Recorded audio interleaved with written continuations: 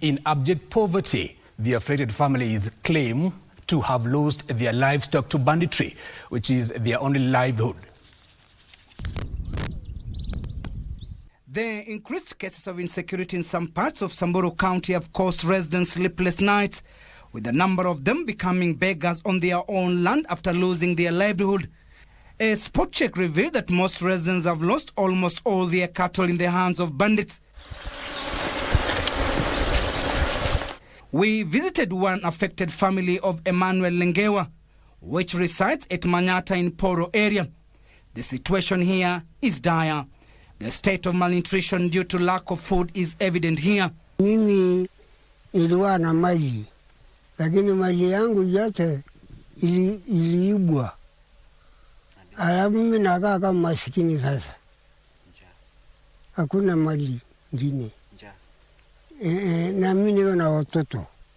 The entire family's livestock was driven away by cattle rustlers, leaving them to depend on neighbors and well-wishers for survival. Nilikuwa na mali mingi, mbuzi na ng'ombe ambazo ziliibwa na wezi wa ng'ombe, na saizi hana kitu chochote ya kutegemea kwa familia, na watoto wake pia ni walemavu ambayo hawezi msaidia kimaisha, kiupata chakula, sana lala njaa na ana nyingine ya kujikimu kimaisha. The same script is replicated in the neighboring homestead. Ibrahim Lesilamba revealed that his entire family depends on well-wishers to make ends meet. He explains how they owned many cows, but life changed drastically after bandits raided their home and stole their entire livelihood. These people are all malnourished. Once in a while, when they are fed by well-wishers, they start walking. But since the aid is not coming properly, and we beg for well-wishers to come to their aid. Areas that have been affected include Poro, Pura, Losuk and Longewan in Baringo East constituency. Timothy Kipnusu, Lunchtime News. From that, the Senate has intervened on the protracted standoff at the Machakos County Assembly that followed an impeachment motion against the House Speaker, Ann Kusia. A letter dated May 20, 2025, from the clerk of the Senate, Jeremiah Nyegenye, summons the Speaker, members of the County Assembly and key Assembly officials to appear before the Senate Standing Committee on Devolution and Intergovernmental Relations on Tuesday next week and explain the indefinite suspension of the House sittings. The move follows a formal request by Machakos Senator Agnes Kavindu asking the committee to intervene and seek clarification on the matter. The standoff emanated from an impeachment motion tabled by Majority Leader Nicholas Nzioka against Speaker Kusia. Bado mapambano, mapambano, mapambano, mapambano, mapambano. Hey, bado mapambano. The County Assembly of Machakos, that is headed by the Speaker, Ann Kusia, return funds appropriated for development to the county treasury. Wakati Speaker alisimamisha vikao vya bunge. Bunge haijafungwa, wafanyikazi wa bunge wako kazini. Wale wanaotuma jumbe, wale wana facilitate communication wako kazini.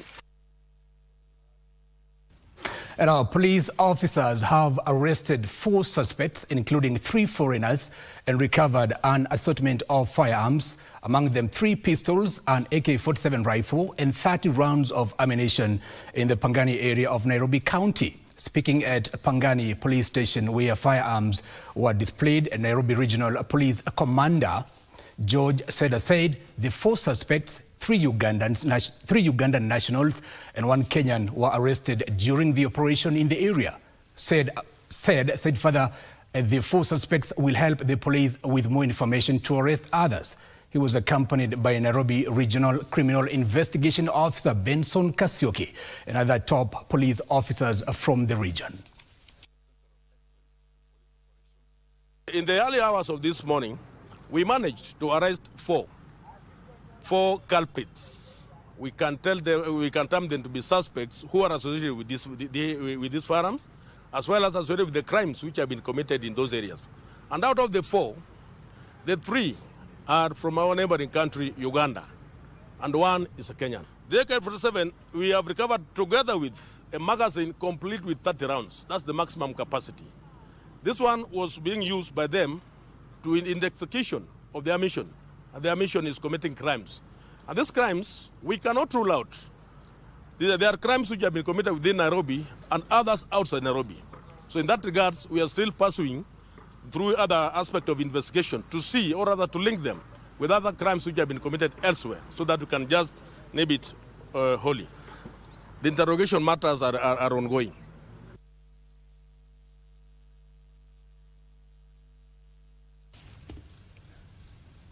And now the Deputy Inspector General of Police now is giving a brief on the state of the nation. Let's listen in.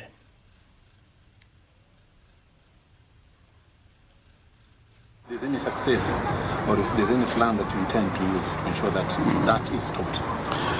The message is very clear. There's no room for goons. Yes, it's true that there are some either politicians or some known individuals that they believe in goons. The message is very clear. Goons, they are outlawed, and we are not going to accept. This is part of the conversation that we are going to say that moving forward, people should follow the rule of law, people should live in harmony, people should believe in the police to be able to do the work that they always think that the goons will do. So instructions will not going to allow the growth of goons in this country. I'm also interested to know about, the general state of the security in the nation. We know that we are living at times when bandits are causing a lot of havoc in different areas, like the northern region. We know that there are 2 clergymen who unfortunately lost their lives. One happened just 2 days ago. I'd like you to comment on that, sir. How is the state of the security of the nation? Generally, the country is calm, other than the isolated cases that you've seen. And I want to take this opportunity to really console and to comfort and to eulogize the passing on or the killing of the priest in the North Rift. And I want to tell you for sure, the North Rift has been quiet, and it is really quiet, other than those few criminals that decided to kill that particular priest. And I want to say that massive efforts are in place right now to look for these very few criminals that are disturbing the peaceful ecosystem in the North Rift. And in the fullness of time, we are going to catch up with them and face the full law. Allow me to take you back a bit to Nairobi situation. You talked about this OCS ensuring that there's no bangi, no drugs around. Do you have arrests, if any, up to now? Yes. If you've checked lately, in fact, on a daily basis, we have successes in fight against illegal brew. Yesterday, we had several liters of illegal brew confiscated. For the last a month or so, Nairobi area has been doing very well in terms of fight against the illicit brew. And we are going to continue putting a lot of pressure. And I want to ask the members of the public to give information on where, when, and who are these people advancing this kind of activity. And we are on the right track. Do you have any specific areas in the city that you have these cases coming up? We are consolidating quite a number of areas. That we've had areas in Kibera, areas in Kawangware, and most of these areas of the slum areas that we are seeing a lot of illegal brews being that, and the, Last night, major operation was largely successful. I know the RC has addressed the media about it. And that was Deputy Inspector General of Police Eliud Langat giving a brief on the state of the nation. Be sure to catch details of that story in our subsequent bulletin at 7, of course, at 9 p.m. But now, away from that, health experts and communication leaders are calling for deeper collaboration between media and health sector to bridge information gaps and foster trust in public health systems. Speaking in Nairobi during a summit which brought together media and health experts across Africa, eHealth Africa Partnerships and Programs Director Otausese Akhibe said the media must be proactive in constantly educating the public on health policies and digital tools available to them. This comes as Africa increasingly turns to digital health solutions to improve healthcare delivery in underserved regions. We have organizations that have strengths, different strengths beyond what we have. And no one organization has it all. For us to be able to develop amazing product ideas that are sustainable, that scale, and that last, we need to work with others. It's better to have 10 organizations come together to create something amazing that outlives and outlasts them and that scales than having 10 of those organizations struggling in isolation. So I think the power of collaboration is very important, and that's something I would like to share to people and organizations. The first point of contact should be the media that's able to shape the story that we're trying to tell and tie it back to Africa in a very powerful, in an informative way, in an educational way, but also positions us as the giants that we are. So I feel like so far we've been suffering from bad press, with other people telling our stories, tailoring our narratives, and now we have the power to do that with our own platforms, with our own stories. Now, the Institution of Engineers of Kenya is now calling for urgent reforms to address delays in approving development projects in Nairobi County. The engineers say the electronic development applications management system meant to streamline approvals is plagued by frequent downtimes and inefficiencies. Through its president, engineer Shama Kiteme, the institution says some approvals have taken over a year, discouraging developers and raising doubts about engineers' competence. These challenges are a downtime, long downtime for the platform, which makes it very difficult for us to even upload and submit the approvals. Sometimes we do have concerns that it may be deliberate to make it fail, so that then there is physical contact with the officers who are supposed to approve. Commitment is to work with the county assembly and all the arms of the county government to make sure that we improve services to members of Nairobi County. Of particular concern for us is the fact that approvals are taking very long. We want to see the growth that overcomes this challenge and make sure that we have a seamless process of approvals for development to take place within Nairobi.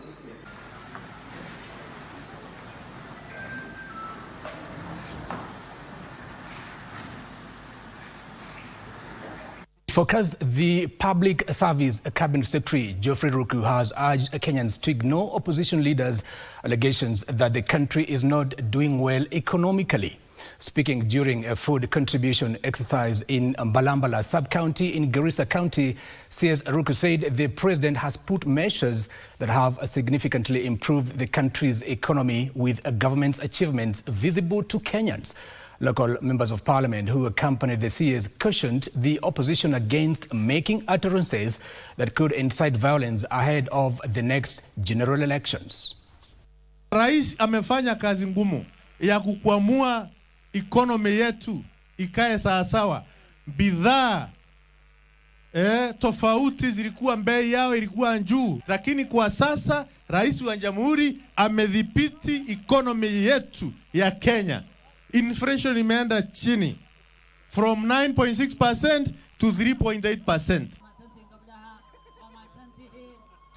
The National Police Service has launched investigations to unravel the circumstances surrounding the death of a Catholic priest in Elgeyo-Marakwet County. Father Alois Bet of St. Mathias Mulumba Tot Catholic Parish is reported to have died after he was shot en route to church. Confirming the incident, the county police commander Peter Mulingat said the priest was shot dead by unknown assailants, adding that at least 6 suspects were apprehended in connection with the murder. A contingent of security officers have been deployed in the area to restore peace. The priest's death is the third this week in Kerio Valley. Area Governor Wesley Rotich has condemned the incident and urged the government to take swift action to arrest the perpetrators. our father, who has been assisting us in terms of spiritual nourishment. The diocese just passed very fast. He went to Kapsoar very fast without our information, but we are going to investigate, then we'll let you know. Father Louis was a great father. At 2 p.m. I was called and told that father is no more and his body is being now transported to Eldoret. Few criminals have decided to wreak havoc, and because of fear that government is catching up with them.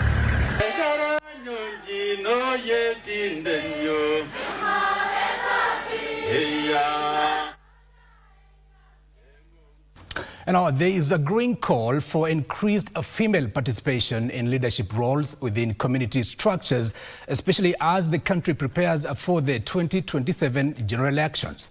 Leaders are urging more women to step forward and seek positions not only on community wildlife conservancies boards, but also in community land management committees and elective political offices. The Chief Economic Programs Officer for Mashinani Works, who also chairs the Gender Committee at the Northern Rangelands Trust, Ture Buru, noted that the positive contribution made by women in the conservation sector is proof that they deserve more positions of leadership. They spoke during the 5th Annual Women Leadership Summit for Women in Conservation that took place in Isiolo County.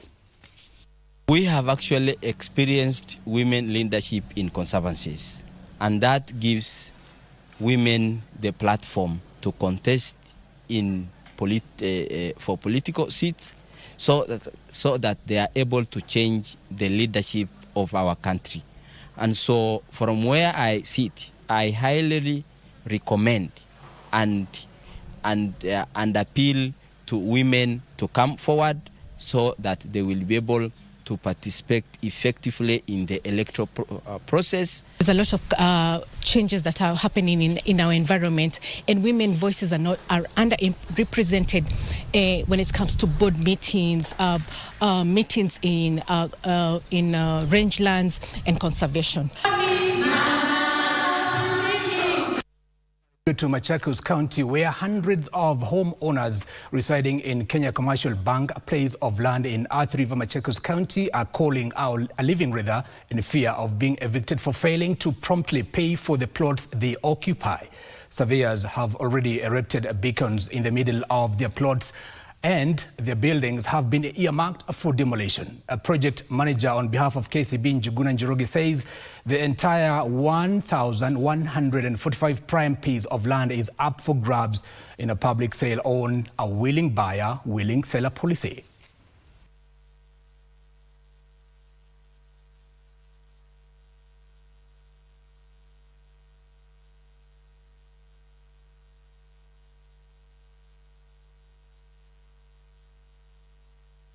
Mahali tunakaa tutafukuzwa na watu wengine wauziwe hii mashamba.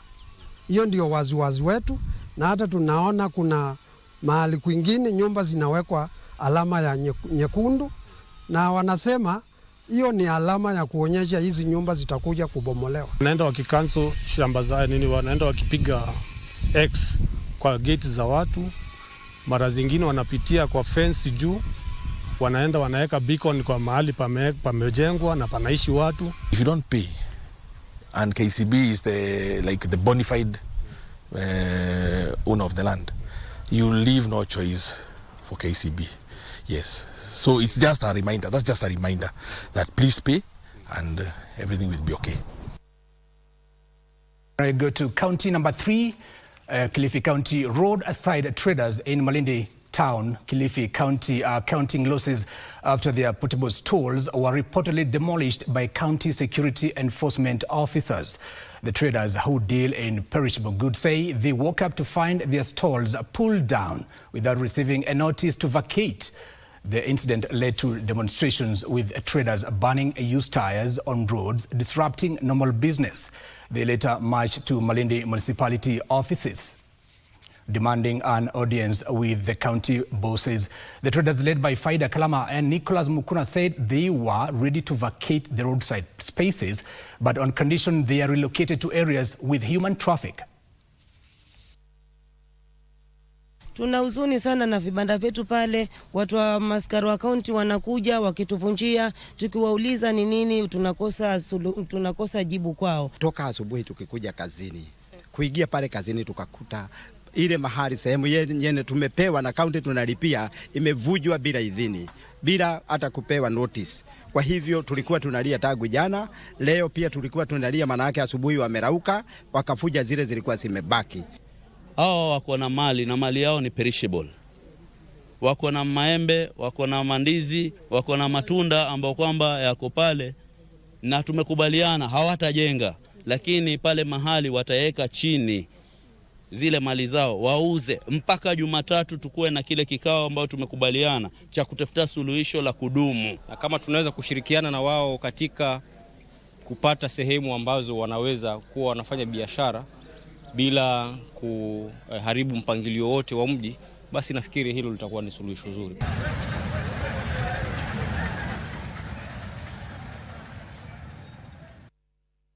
To county number 40. Learning at Malanga Junior School in Nambale Sub-County, Busia County came to a standstill after a 90-year-old woman arrived at the school with goodies for the learners and teachers. Anne Chireswa Omolo, who studied at the school in 1949, came back to give back to society as a sign of appreciation to the institution that nurtured her. She urged the learners to take education seriously and avoid drug use and teen pregnancies.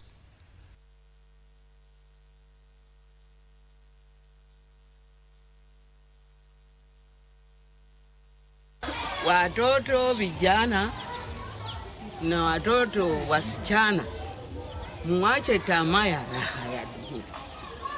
Msome. Tunataka msome mufike university. Wengine waende ng'ambo. Kwa hivyo msiangalie dunia. Na wasichana mjitunze sana sana. Mwetunze sana. Musome. And I will advise my fellow students to also be like her. She's a role model. She leads as an example. We should follow what she has done and even be even more better than her. And we see that she is an old woman, but she has some values to portray to our fellow learners. And as I am here, I would like to advise my fellow learners to be and work hard like our alumni of this school. From Busia County. Now we go on to a section of clerics in Kiambu County urging the nation to remain calm and united even as political temperatures begin to rise.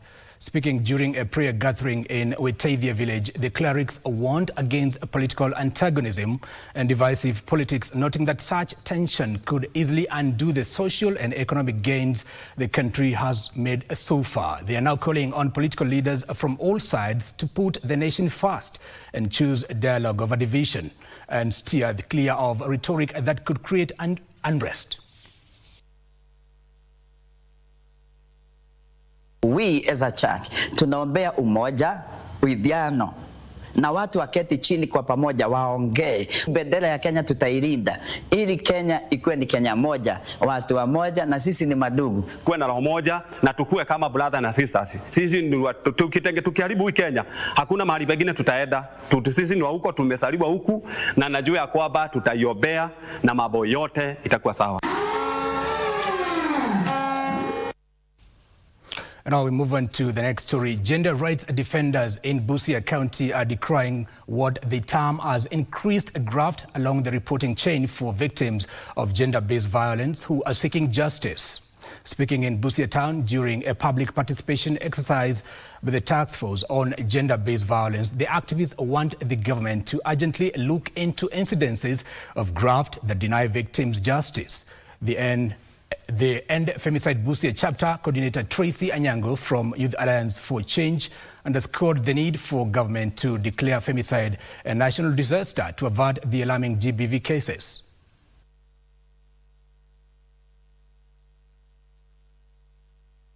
Tuna ufisadi mkubwa sana.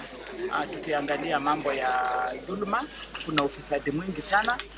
Kitambo kesi yako ifike kotini, umepitia shida nyingi sana, umepoteza pesa mingi sana, umedhulumiwa, umefukuzwa, umefanyiwa kila kitu. Na hapo unapata kina mama wengi wanaachia hapo. Anaenda polisi, wanamuongelesha vibaya, anaachia hapo. Unapata hata familia wakati mama ananyanyaswa, unapata familia saa zingine hata kanisa wanakuingilia kukuambia uweze kuripoti bwana yako, uweze kuripoti baba yako, na hiyo ni baadhi ya mambo ambayo yamefanya hili jambo kuendelea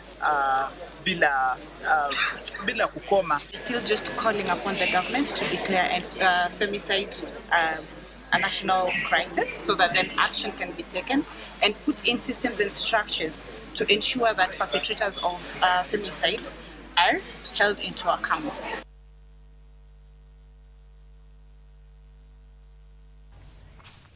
And away from that, the national government, through the Kerio Valley Development Authority, has launched an ambitious project to plant over 1.6 million fruit tree seedlings across the North Rift, aiming to transform drylands, empower farmers and fight climate change. Kerio Valley Development Authority Director Dr. Sami Naporos says the project is not just about food, it's also about building resilience. The project also aligns with President William Ruto's 15 billion tree agenda, with 180,000 mango and avocado trees already handed to farmers. Officials say planting fruit trees offer a double benefit: nutrition and income.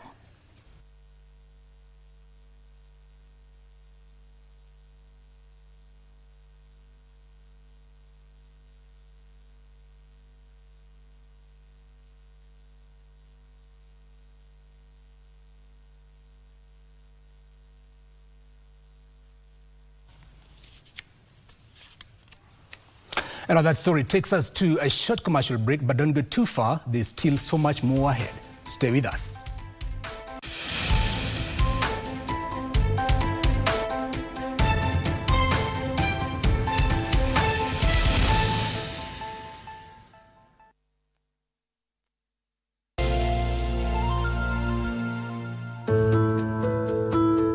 Many workers access their retirement benefits when switching jobs, unaware of the impact it has on their future. Taking out your retirement savings too soon reduces the income you will have when you retire, leaving your future less secure. Have you thought about the lifestyle or income you want to retire with?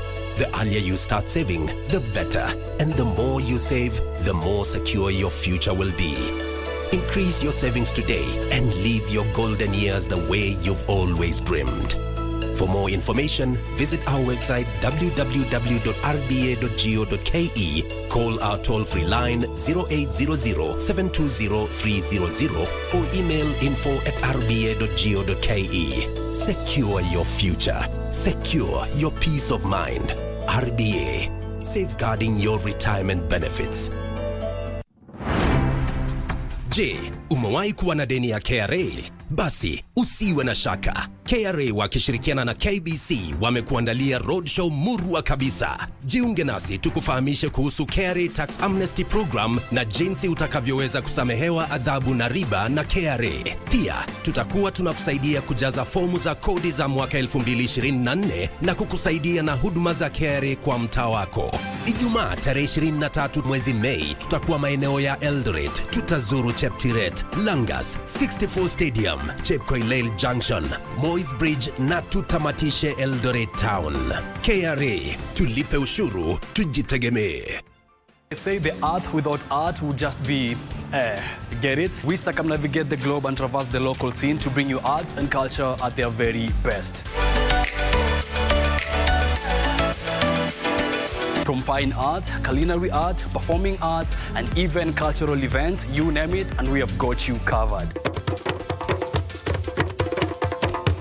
My name is Kevin Kasioki, and I will be serving you this and much, much more each and every Friday at 8 p.m. only on KBC Channel 1.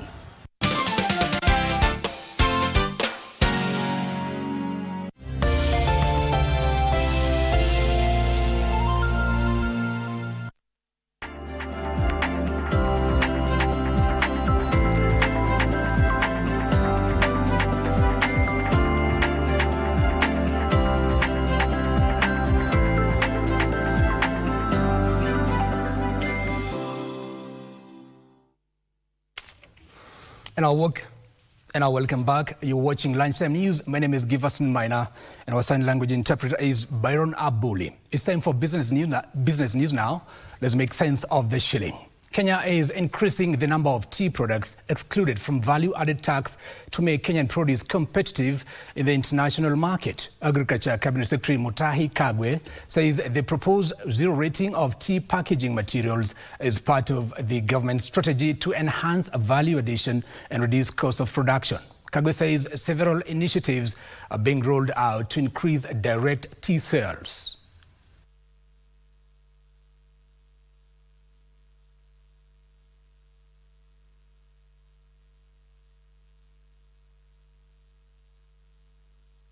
So from now henceforth, wale ambao walikuwa wanapack chai in the DMCC in Dubai, you are better off now. It is cheaper for you to pack tea in Kenya than to pack tea outside Kenya. And I'm glad and welcome our German visitors that it will be cheaper for you to pack anything that you want, particularly tea and coffee. It will be cheaper for you to pack it in Kenya than to pack it in Germany. Yes, the government is going to invest in packaging plants, what we are calling the common user facilities. There is going to be one in Dogokundu and another one towards Nakuru, where we are saying if we have bulk tea that you want to pack and you don't have your own factories to pack, it doesn't matter. We will invest, the government will invest in common user facilities so that you can simply take your tea there and it is packaged there for you at a very small fee by the government.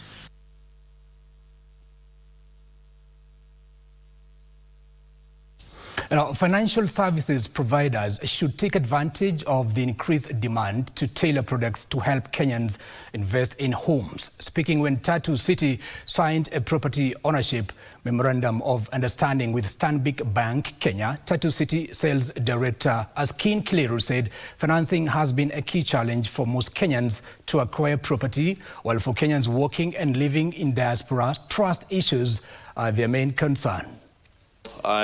Kenyans living locally and also in the diaspora in their quest to own homes here in Tatu City. It's a large-scale project. It's a world-class development, and we want our customers to own a piece of a home in a world-class environment, which is what we have here at Tatu City.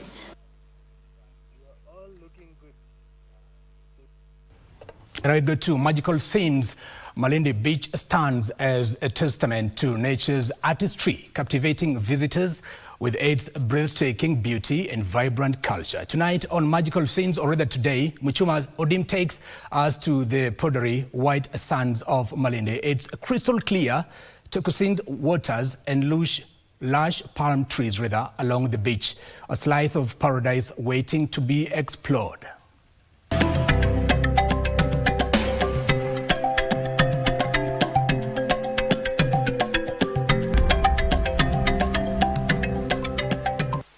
Welcome to Malindi. Early risers are greeted by the soothing sound of waves lapping against the shore, a perfect backdrop for morning meditation or a leisurely stroll along the coastline. Malindi Beach, a haven for those seeking tranquility, arguably offers an escape from the hustle and bustle of everyday life. For adventure enthusiasts, Malindi Beach is a playground for exhilarating activities. From snorkeling in the vibrant coral reefs to kite surfing on the gentle waves, there is no shortage of excitement. The underwater world is teeming with life, where colorful fish dart among the corals and sea turtles glide gracefully through the water. Guided tours provide an opportunity for visitors to immerse themselves in the region's rich marine biodiversity, making unforgettable memories along the way. Tumekuja kuona maji, kuenjoy huku ndani, samaki unaona live kabisa. Yani Safari Blue, mambo safi kabisa. So good, it's amazing. It's my first time and I'm so excited. I hope I will come next time. Tujawahi kufika mahali kama hapa, lakini leo Mungu ametujalisha tumefika mahali. As the day unfolds, the beach becomes alive with the vibrant culture of Malindi. Local vendors showcase their crafts, offering handmade jewelry, wood carvings, and vibrant textiles that reflect the rich heritage of the coastal communities. Fill your life with a bit of happiness and hope. And this was just one of those things where we're given hope through them interacting with life below water. Mchuma Odim, Magical Scenes in Malindi, the county of Kilifi. And we take you beyond borders to the United States, where House Republicans have passed a sweeping multi-trillion-dollar tax breaks package, a narrow victory for President Donald Trump and House Speaker Mike Johnson after weeks of negotiations with conservative holdouts. Trump's Big Beautiful Bill passed with a vote of 215 votes to 214, with 2 Republicans joining Democrats to oppose it and 1 voting present. More details next in our international business news. The U.S. president's allies on Capitol Hill have celebrated its passage as a victory, with Johnson saying it gets Americans back to winning again. It now heads to the Senate, which will have the chance to approve or change provisions of the bill. Long a policy priority of Trump, the legislation extends the soon-to-expire tax cuts passed during his first administration in 2017, as well as provides an influx of money for defense spending and to fund the president's mass deportations. It also temporarily eliminates taxes on overtime work and tips, both key promises Trump made during his successful 2024 presidential campaign. Additionally, the bill makes significant spending cuts, including to the Medicaid healthcare program for lower-income Americans, as well as SNAP, a food assistance program used by more than 42 million Americans. Meanwhile, China is boosting financial support for its small and micro enterprises. New guidelines aim to increase financing supply, lower cost, and enhance the precision of aid. This includes expanding various loan types, directing more resources to key sectors like foreign trade and technology, and guiding banks to reduce lending rates and associated fees. Finally, China and over 100 World Trade Organization members have criticized the U.S. unilateral tariffs, urging support for fair, transparent global trade rules. China called for WTO reforms to promote open, cooperative trade and resist protectionism and economic fragmentation. The U.S. so-called reciprocal tariffs imposed on all its trading partners have severely undermined the multilateral trading system, impacted the global economy, and harmed the interests of developing countries. The European Union said that the U.S. shouldn't attempt to address its domestic macroeconomic imbalances through tariffs. All WTO members have been affected by the U.S. unilateral tariff measures.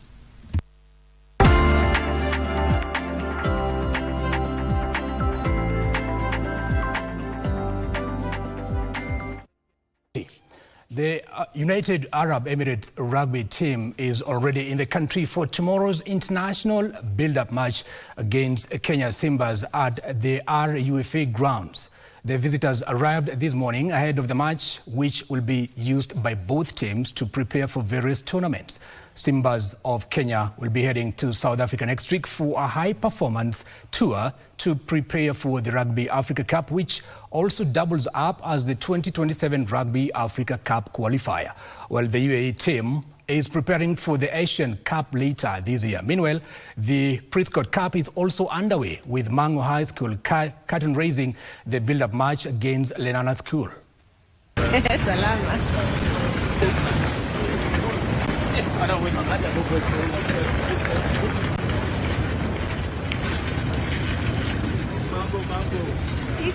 And now Nairobi City Thunder will face off against South Africa's Made by Ball in a critical 2025 BAL Nile Conference showdown this Saturday in the BK Arena in Kigali, Rwanda. MBB edged out the Kenya champions with a dramatic 75-74 victory in their previous encounter, courtesy of Robinson Opong's 3-point basket. The win improved MBB's record to 2-1, while Thunder dropped further following their winless streak, which saw them fall to Al Hilal Tripoli by 115 to 87 yesterday. They hope to salvage their pride this weekend in their remaining 2 games as the quest for the final playoff places finalizes.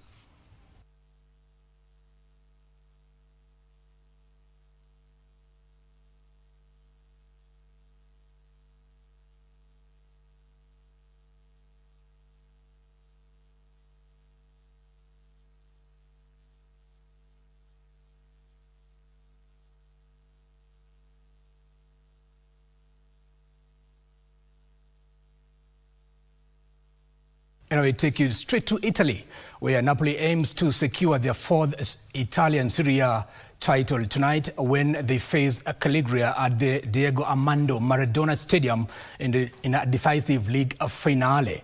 They lead Inter Milan by a single point, and a victory would guarantee Napoli this Scudetto. Napoli's lineup remains formidable despite the absence of their manager Antonio Conte, who is serving a touchline ban after a heated altercation last weekend. Calabria, on the other hand, come into much safer from relegation with no major injury concerns reported. Defending champions Inter Milan face Como tonight, looking forward to a win as the Serie A heads into the penultimate stage of the season. The Nerazzurri hope Napoli drop points against Calabria tonight to successfully defend the Italian Serie A title at the Giuseppe Sinigaglia Stadium. Kick, Lobotka breaking forward. Still going Lobotka. And he's been well found. Dimarco's cross. Here's Dumfries. Was he caught by McTominay? Dimarco strikes the free kick. Talk about retribution from Inter. Aggrieved that they didn't get the penalty. They didn't need the spot kick. Lobotka breaking forward. Still going Lobotka. Here's Billing! And there he is again! The unlikely hero, Philip Billing! That the stage is set in Lisbon as 2 of Europe's exciting clubs, Barcelona and Arsenal, prepare to face off in what promises to be a pulsating UEFA Women's Champions League finale tomorrow at the José Alvalade Stadium in Lisbon. Arsenal will make the trip as the only English side to win the competition, while Barcelona will aim to secure their 4th title in 5 years. In Champions League final since 2000.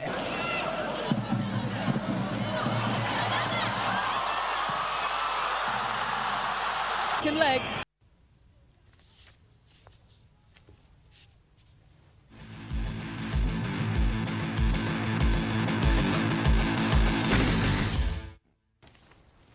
UEFA Women's Champions League, the story that concludes our bulletin for today. My name is Giverson Maina. Our sign language interpreter has been Byron Abuli. Now keep the conversation going on our social media platforms at KBC TV, and mine is at Giverson Maina. Thank you for watching. It's bye-bye for now.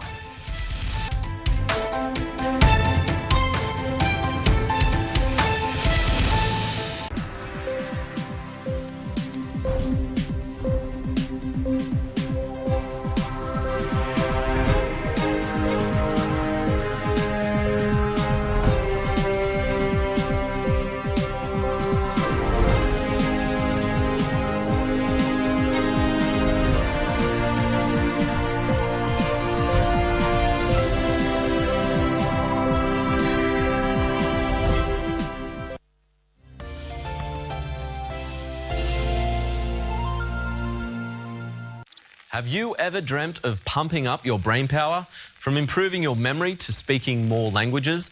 A computer chip in the brain is no longer a distant sci-fi dream, and it could actually be a game changer for people with disabilities.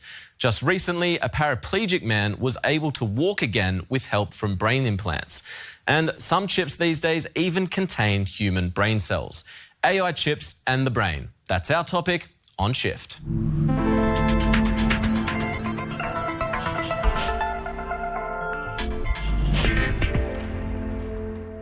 US tech titan Elon Musk wants to optimize our brains with his startup Neuralink. The company's already made a name for itself through spectacular experiments on animals. And now Neuralink has received approval to start clinical trials on humans. And in Switzerland, scientists have helped a paraplegic man walk again using brain implants and AI. Take a look. His life has been altered dramatically for the second time, thanks to an experimental procedure linking the brain to the spine with a digital bridge. A paralyzed man is able to walk again. Within 5 to 10 minutes, I could control my hips. The brain implant picked up what I was doing with my hips, so that was the best outcome, I think, for everyone. After an accident in 2011, Gyatjan Oskam was paralyzed in both legs. Doctors operated to implant electrodes in the 40-year-old's brain and spine. There is one surgery at the level of the brain. We do 2 little craniotomy, put electrodes in order to record the brain signal. And another surgery at the level of the spinal cord, where we put electrodes on the top of the spinal cord at the place that is responsible for leg movement. So between these two, there is communication, an electrical communication, a digital bridge that is then reactivated the legs. It's pretty nuts to see just how far this technology has come. A brain-computer interface, or BCI, allows people to communicate with an external machine simply by using their own thoughts. Neuralink, Apple and Google are all developing this technology, but currently the Australian startup Synchron is leading the race. There are already people living with the company's BCI implants in Australia and the US. Sending an email using thoughts alone. Philip O'Keefe has a nervous system disease known as ALS and can't use his hands or speak clearly. A brain-computer interface gives him a way to communicate. Previously, to communicate, we've either used our voices or our hands, and now there's an opportunity where if you don't have control over either, you can still communicate. You can use a phone to send text messages. You can use an email to send stories or letters to loved ones. The Stentrode was first implanted in a human in 2019. Stentrode is transported to the brain through blood vessels, which means open brain surgery is not required. The Stentrode's unique in that, unlike a lot of other technologies, ours takes advantage of the naturally occurring highway of the body, the blood vessels, to get into the brain without having to do really risky, invasive surgery. The Stentrode captures brain signals and transmits them through the blood vessels into a unit implanted in the patient's chest. This unit then sends the electrical signals to a computer or other device. The external system looks at the activity, the electrical activity. It has a database of kind of pre-recorded movements that a patient has been trained to activate and that the system has been trained to recognize. And essentially, if it sees something the patient is intending to do, like a specific movement, it will then send a kind of an output pulse, which can be used to activate